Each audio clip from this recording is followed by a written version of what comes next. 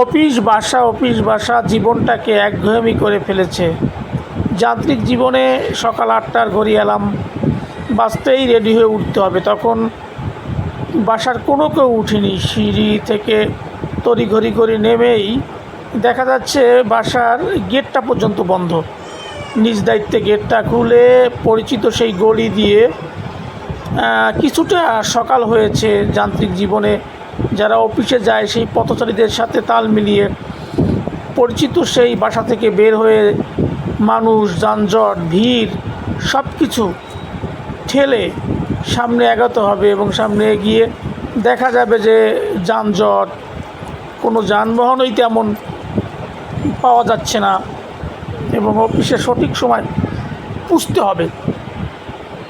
মগবাজার, বড় মগবাজার বাজার, রেলগেট ধরে হাঁটতে হাঁটতে চৌরাস্তায় গিয়ে কিছুটা থমকে দাঁড়াতে হবে, কেননা পরিবহনের খুবই অভাব। সকালবেলা এখান দিয়ে যাতায়াতের মতো প্রত্যেকদিন যে পরিবহনগুলো পাওয়া যায়, লাভবাই, লাভলি, আয়াত পরিবহন, যেটা আমার অফিস গন্তব্য ফার্মগেটে যায়, দেখা যায় যে এই সিগন্যালে অনেকক্ষণ দাঁড়িয়ে থেকেও সেই চিরচেনা গাড়িগুলো আসে না।